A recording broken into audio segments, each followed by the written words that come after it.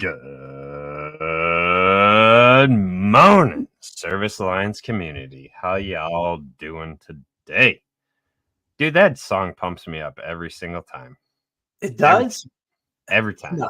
So it does my wife as well. She likes that a lot. So I said, why don't you come on? And she goes, no. Nicholas Rader, he's in the background dancing. I'm sitting there playing the air drums along the way. Good morning, guys. Good morning, Garrison. Joe. Good morning, Boy, buddy. I feel like this Monday morning, everybody's amped for sure, man. Look at this. This is great. I know. Looking good. Looking good. Good to see everyone. You have a good weekend, buddy. I did. We rented an Airbnb that was supposed to happen a few months ago for just my wife and I. And we tried kayaking for the first time. That was actually, I think I might be an outdoorsy person one day in my life. Yeah, I might try this thing out. So anyway, it was really great on a lake. It was very nice. So love it. Yep. Tried to stay off devices as long as you could, but I recognize it is 2024. So if we really wanted to go apocalyptic, like mountaintop, straight up, it would probably take a little while for us to not check our notifications or whatever. It really is. What an addiction that's grappled us pretty hard, Yeah. Because I'm old enough to remember when you were a kid and didn't have that stuff. So you just sat around the fire and talked or didn't talk. Now it's weird, So right. But my wife and I, we're gonna work on it. We're gonna spend like dedicated time, plan, budget, no screen time, no distractions. So sitting around a campfire with a guitar singing weird campfire songs, Yeah. That wasn't you. That was my family. That was your family? Yeah. Yeah, that would be a lot of fun. That'd be a lot of fun. Yeah. Yep. I ran an adjustment on Saturday, got another roof bought for a customer through insurance.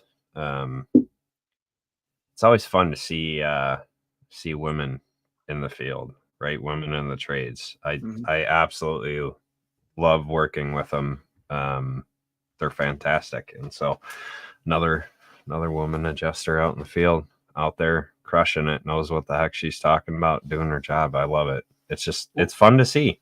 Working alongside her, or you met her out there when you were? She's the adjuster, but I mean, we're in the field. We're out there doing the same thing. And I love seeing that growing. It's pretty awesome. So Zach loving network. Yeah, that makes sense. Never. So we're talking budgeting today. Kind of the bane of my existence. Or has been. I am much better. I think I shared this before. I have it down to how many roofs it's going to take to achieve my financial goals. Like I locked in. But I'm going to share from the perspective of an appliance business owner, not paying attention to a budget, not having anyone to guide me on a budget, which I feel like a lot of the people that watch are probably in that position. There's some that might not be, but there's a good majority that either don't have a budget, don't know where to start, don't know. And I'm going to talk from that perspective. And Doug is going to share from the other side of that, what it looks like to be able to do these things with a budget, right? On the other side of it. And how they continually sharpen by having someone who understands budgeting and helps them understand the numbers and kind of rolling through. So we're going to kind of attack it from two fronts and help you see the value of getting that budget in place and what can actually happen when you do that. So pray us up, brother. Let's get into it.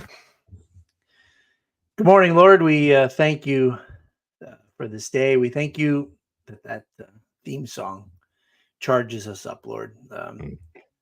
We thank you that every morning when the sun comes out, we can take a couple minutes to just soak in the gifts that you give us.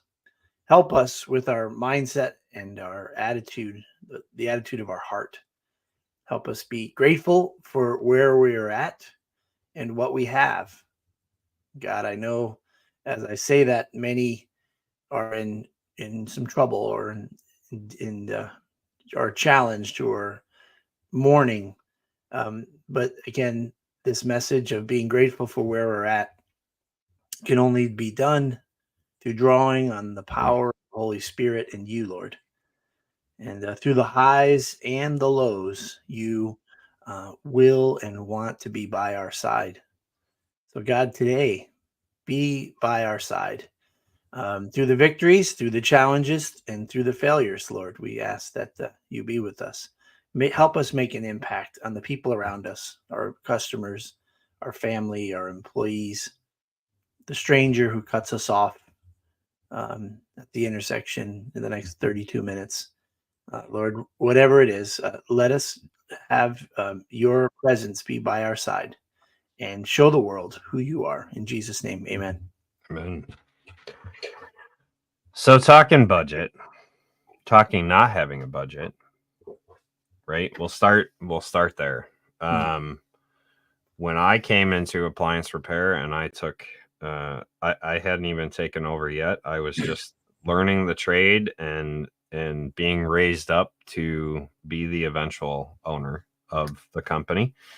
The original owner of Gordon's Appliance. Do we got money in the bank account? Do we not have money in the bank account? Right? Can I pay my staff? Can I not pay my staff? All right. Well, I guess I'm not taking a paycheck this week. I'm going to make sure the team is paid. That was his budget. If the books are read, yeah, well, then he's not taking a paycheck this week, and he's going to pay the team, and he had a pension, so it wasn't a big deal. That's how I was taught.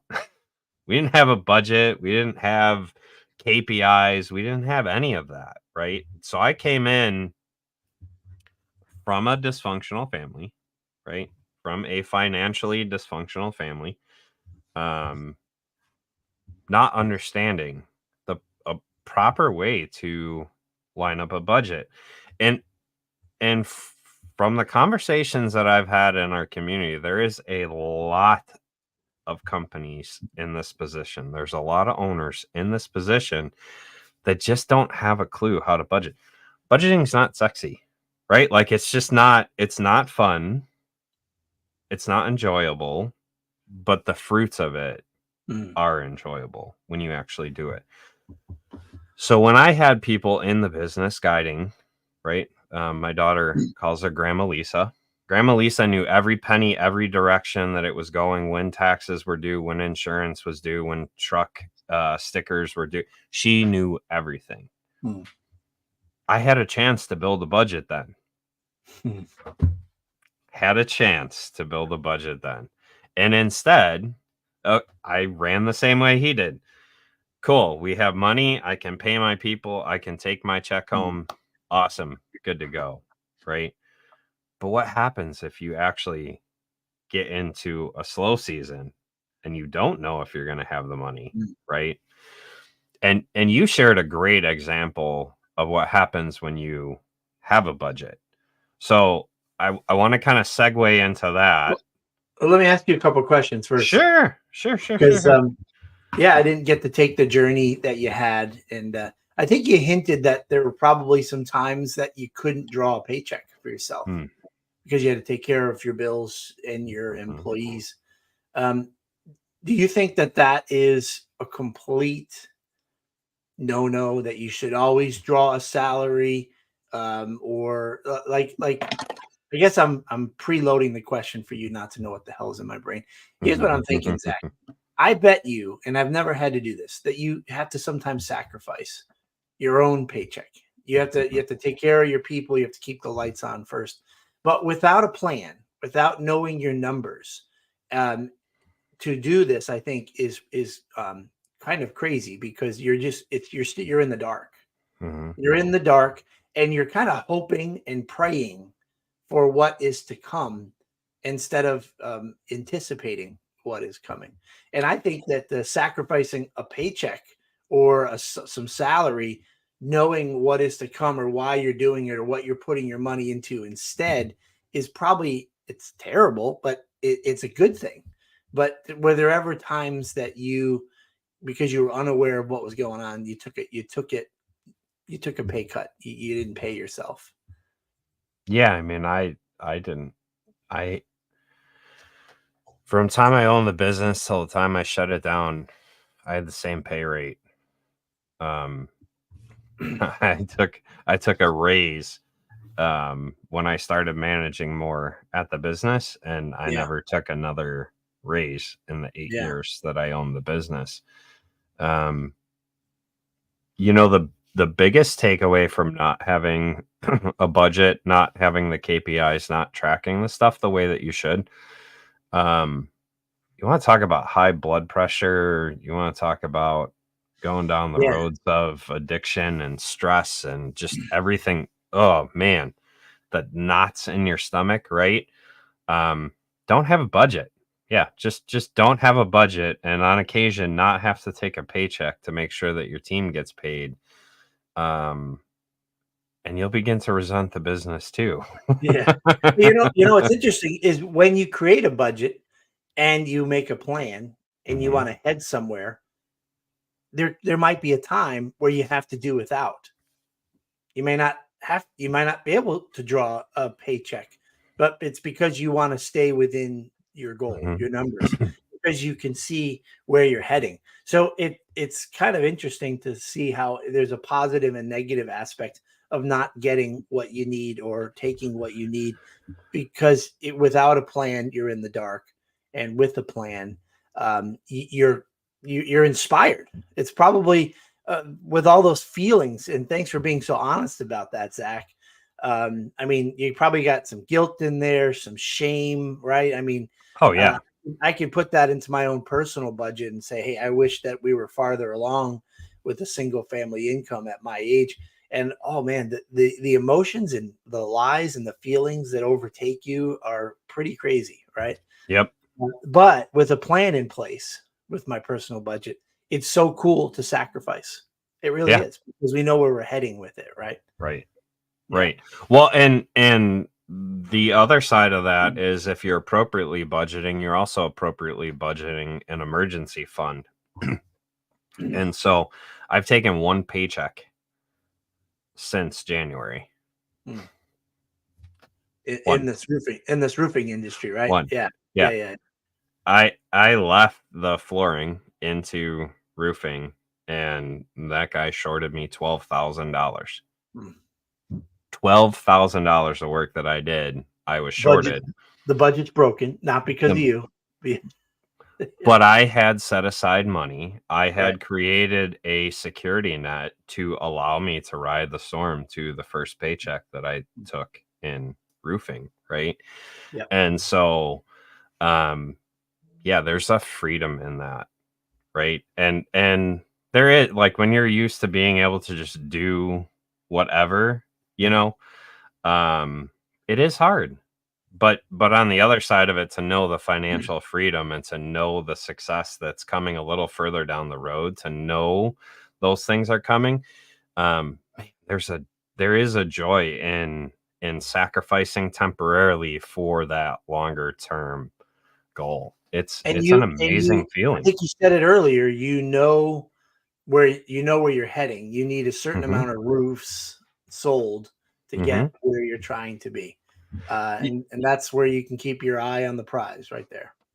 And the reality is you approach customers very differently when you have a plan. You approach customers very differently when you're spending with their pocketbook and not your own pocketbook, right? When that stress is removed and you know the direction that you're heading, there's an energy that transfers, but it's not you going, "Oh man, I wouldn't ever be able to afford this appliance repair. I wouldn't ever be able to afford this roof or whatever." It's their energy, like, "Hey, we're gonna get this roof taken care of. We're gonna get this appliance taken care of," right? Like, there's a different energy that There is. comes, when you have a plan behind Yeah. what you're doing. Yep. So, and there's a freedom in it, right? And this is a good segue into what you were talking about in the pre-roll. Coming into slow times having a budget and having your KPIs and knowing what all those numbers are, right? What does it look like to have that freedom in a huge business, right? Like, you guys are not a small business. What does it look like to have that freedom going into slow season to know, right? Share that story. Yeah, I think that I was telling you in the pre-roll that when I took over the company, we we were at a certain amount of techs, whatever it was, 10 or 11, and I grew it to like 13 in a year or two. But as I look back on it, I recognize that I did it probably. Now, here's how I'm going to do some assuming. Probably in the way that Action has done it from the start. And as I speak of the owner, I don't know the firsthand stories. I was a part of it, but I only saw it from a perspective as an employee. But he saw an opportunity to buy a used appliance business, like a gigantic one. We had like 4 stores, and we sold to landlords, and we had a major retailer and all the stuff that comes out. And he tripled his payroll employee size in 1 month. And, it took less than a year for him to start to feel the financial pressure. And the reality is here, I'll do some assuming, because I've talked with the owner a little bit, but never got into the weeds, although it's a great conversation to have because we can always learn from each other's mistakes and from our successes. But to not know your numbers well enough and hope it's going to work out, pretty scary. So, Action. The owner can tell you, and I've connected him with EJ and other guys. He loves to kind of come alongside. He knows what it's like to wonder if your business is going to be open tomorrow or next month. And so then I took over after that slide, and I think I did the same darn thing. I'm like, I think we could use 3 more techs, and we just went and spent money, and it worked. It worked. But I look back on it, and it was complete luck. It really was. Because in today's world, like, I want to bring on 3 more techs now. And so what we've done is we know what the math is. We know what uniforms cost, payroll taxes, benefits. We know what it costs to bring a guy on. We now, since we've been training people from scratch, know our numbers there as well, know how long it takes on average for them to hit the road and start to do calls for us. And That's a number that everyone asks. What's your if you can you share your number? What does it cost to bring on, train, and get a technician on their own? Can you share that number? Well, yeah. And what's interesting, because we use a software program through our accountants called Fathom, and it plugs it in for you. And what's interesting is the variables that you put in there. Yeah. Some owners want to get their money back from the training. So they're going to add all the months in time that they were making no money for you. Does that make sense? Yeah. That they were making no money. That's how a lot of guys think of it when they're trying to. I don't look at it like that, because almost every day we could get a part run to somebody, at least a few times a week, with like just impromptu. I need a second man right now. There are things that can be done in the building, inventory, structuring things, painting something, go and dropping a van off. I'm going to make sure that we get the money that we can out of them. But so I don't take into account that, so it's about $5,000 plus their salary. It's about $3,000 plus their salary every month when they're not making any money for us. But anyway, I feel like once that they're on the road and they're breaking even, that's the part where I try to look at break even. Because what are the odds that I'm going to get an experienced tech knocking on my door tomorrow and say, hey, I believe in everything you guys do. I'm a quick learner on software, and plug them into a truck. So yeah, I'm rambling, but it isn't as much as if you look at it from a perspective of investing into people. And when I get to break even, now we're at a partnership, and then we can start to pay them moving forward, in a profit ways. So So yeah, so we know our numbers. We know what an additional van and insurance is going to cost. All those variables go into it. What did it look like going into slow season with your insurance going up? Yes. Yeah. Exactly. Our renewal rates came in and they went up like 28% or something like that. And a bunch of numbers went up. and so going into 2024, for we were profitable, but barely, in the first couple of months. So the trick here is raise your rates. Now, the other way of doing it is just hoping that you have a really good summer to make up for it. But isn't that how the government does it? No, I don't know. What we need to do is we need to spend. Yeah, just spend, right? No, we need to be fiscally responsible. The insurance rates are never going back down. And so we determined what that cost was, that increase in all those areas at the beginning of the year, and then we divided into how many calls we do. And is Saul on? I can't see from this monitor. Yeah. So you stopped taking your ADHD medicine, Zach, this weekend? I didn't have enough coffee this morning. So yeah, I knew we knew exactly what we had to raise our rates for based on dividing out how many calls we do, and the profit margin's holding. And it's a heck of a lot less stressful to do that, right? Because you knew exactly what you had to do. It's still hard work because I'm raising the rates. Sure. And the technicians, when they quote the job from our software program, they need to be prepared for a little more challenge. It'll be a little more challenging to sell that job potentially, or not. I mean, let's throw work aside, right? Because we know that any business is hard work. Like that's assumed. Yeah. And if you think business is easy, what I'm saying is I can't ignore that. Yeah, sure. Let the team know we had to raise the rates because of all these expenses. And when you're talking with your customers, let's put ourselves in their shoes. They're experiencing that at the supermarket. Let them know that it's not isolated to just Action Appliance and that we're just trying to, price ourselves out of it or rip people off, or that's not fair. The owner should take the hit. You got to educate your team on the whole reality of the situation. So there's a lot of hard work into that you can't ignore. You can't raise your rates, set it and forget it. It's not going to work. But I want to say it from a perspective of not having a budget. It is a lot less stressful. It's still work. Yeah. But there isn't that, like heartburn and like, you're twisted up in knots because you know your numbers, you know why you have to do it. Yeah. There's going to be a certain amount of attrition in the customers, and that's just going to happen. They weren't your customers anyway. They were a transactional customer. And so there's just a lot less stress and heartache when you have a budget, when you know the numbers, and you can make these adjustments appropriately.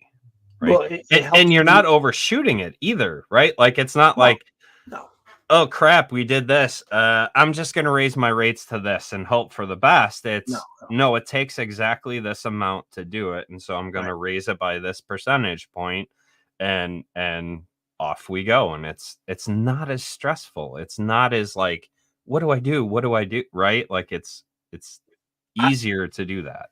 It gives me the power and the freedom to come up with alternative plans in the event that it doesn't work out, because there's a lot of speculation, especially post-COVID. We don't know what a normal year is yet. Right now, manufacturers are dumping stock so fast, so hard. It's still not a normal year for us. And so I already know different directions that we will have to head towards at the end of the second quarter. Reducing staff, expanding, either spending less, and reducing expenses, or expanding and trying to find more customers. There's like 3 different plans that we have in place and ready to roll because we are watching and knowing our numbers. I'm confused by that. Send me a message, Paul. Send me a message. I'm confused on that comment. Yeah. Yeah. Send me a Facebook message, Paul. You got me on Facebook.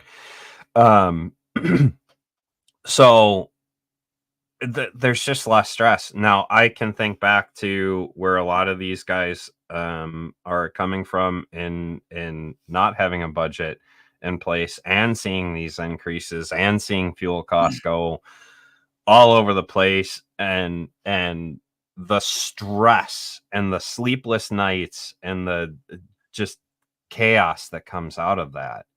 It's miserable. I don't miss being in that Yeah, position. but just The let's look at it like a recipe, right? So know what your fixed expenses are. Just Mhm, put them in the bowl, mhm, right? And then put in what you want for a profit margin. right, Play it safe. Make sure what business can run without profit? None of them. I mean, right. they can for a little while, but they're not sustainable. And then mix it all together, and now you know what you need to make for revenue, and then you know how many calls that you or your team can do, and see if the math sticks. See if the math works. Um, yeah, fear is good because there's no way that making what's a bold step forward if you're not a little fearful, right? No, Um, no, no, no, Paul. Just send me a message. I want to know more. I was just confused about the yeah. so just send me a message. I do want to know more. I'm invested in your life, buddy. Well, as I was telling you in the pre-roll, Zach, I never started my own business, so I Mhm, don't know those feelings, mhm. and I didn't come on to Action Appliance in a time Yeah, when we were on the brink, which we right. were, maybe at least once, right? Um, so I've always had that little bit of a cushion, but yeah, fear is everywhere on this for sure. But I think knowing your numbers and adding your goal profit margin, that helps you see a plain number straight up front. If I have to Well, make, you know, if I have to clear $18,000 a month to cover my expenses, how many calls does it take to do that? uh, so how many of you guys in the audience actually know what your fixed expenses are and have it written down somewhere? I guess that was my point, right? How many, and I'm speaking from experience, I didn't know what my fixed expenses. There was a one point in time when I had Lisa in there that I knew exactly what my fixed expenses were, and I had an opportunity to build a budget, and I didn't at that point.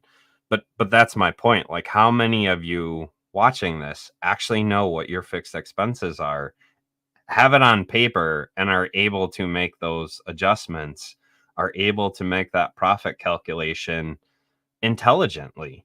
Mm. My guess is not a lot of you, right? And that's the point. Like, Doug is talking from a perspective of it's simple, and it really is. Know the numbers, put the profit percentage on there, and then you know what you should be charging, and you know how much it's going to take to get an employee on, and do these things. It really is that simple. But if you don't know where to start, having someone to guide you, it does make a difference, right? I mean, it's overwhelming. It's overwhelming for sure. Like if you've never tracked your fuel Mhm, expenses, um, and you've been paying cash, all I can tell you is you got to start now. You got to mhm, start now writing it down. And if you don't know a lot of those types of expenses, I mhm. mean, you got your cell phone or your business line. You've got those things that are, what that number is. If you don't have that, then you're probably not ready to Mhm. go and take that leap. You need to do that research and find out what it costs in your area. And And and if you've already taken that leap, start getting those numbers on paper. Just yeah, get them on paper. And if you're not sure exactly how to do that, servicealliancegroup.com, join the all access, and we actually have a budgeting tool sheet um, for our all access members that we can help you out with. So it is important to get it down, right? To actually get it onto paper. And if you're not sure where to start, an accountant can help you to an extent, right? Like they're pretty good at a lot of that stuff, but they think like accountants. Get in a mastermind and get with people that are in the nitty gritty and the everyday that are doing this, that can really help you begin to create that budget, to really understand our business as a whole. There's not a lot of accountants out there that specifically understand service. They exist, but if you don't know where you're starting, they don't know how to guide you. So come join the community that is living this life every day, right?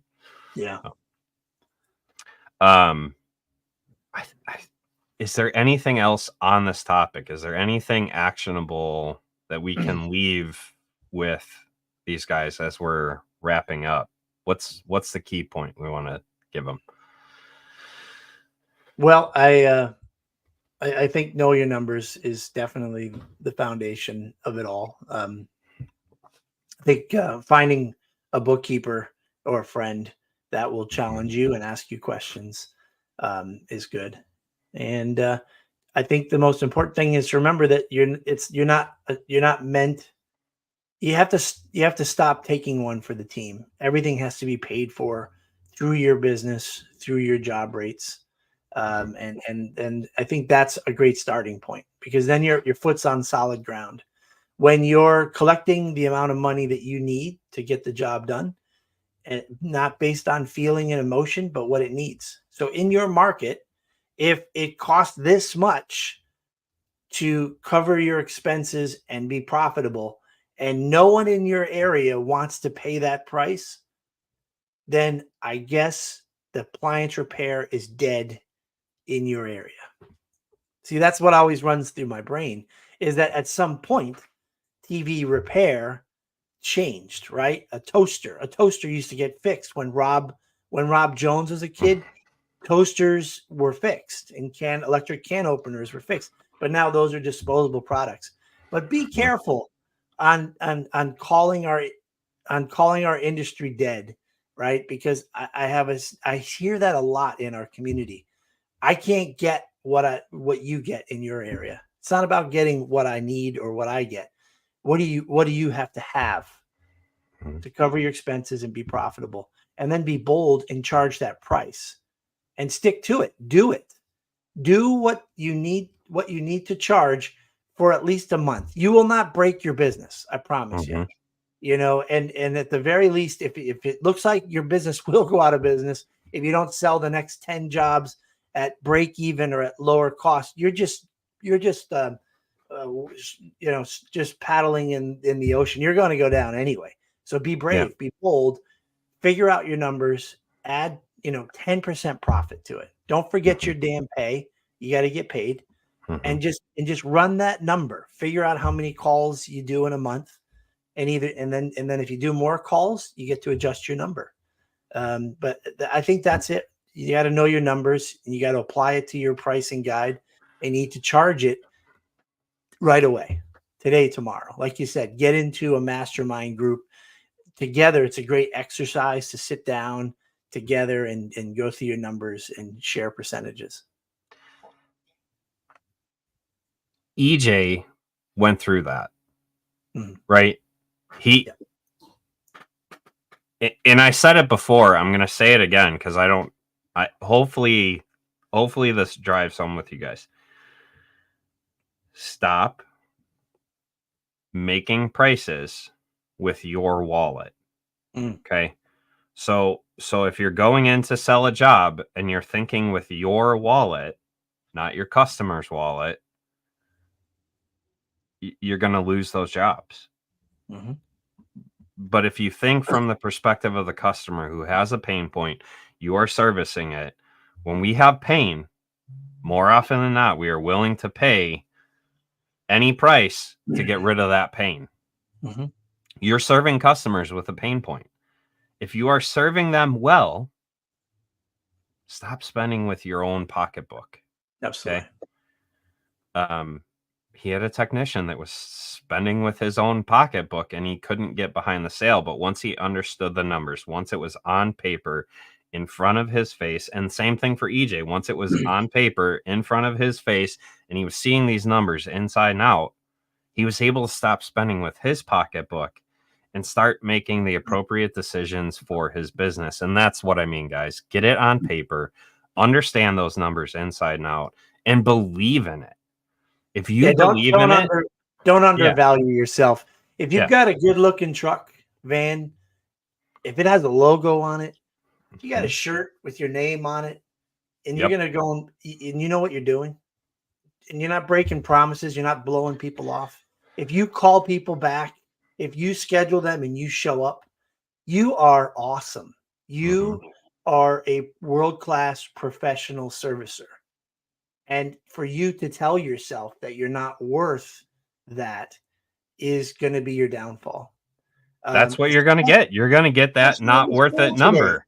I mean, in this world today, the level of professionalism is so bad that all we got to do is brush our teeth and we're going to look good. But if you're doing all those other things, that you're established in your market, that people know you, you have great referrals, you have repeat customers. Gasper, you have a sexy truck, Gasper. And I know you well, you take it hard when you can't get to the calls because you're running behind or something like that. But if you care for your customer, just make sure you're charging what you need to stay in business and be profitable. The reality is, and I'm going to steal a quote from Grant Cardone, overpromise and over-deliver. And you're gonna get those dollar amounts that you need every time. Overpromise, over-deliver every single time. And I know a lot of you guys are doing that. So just charge appropriately. Yeah. Stop struggling. Don't be afraid to charge that higher dollar amount. Overpromise, over-deliver, show up as a professional, and you're going to get that dollar amount.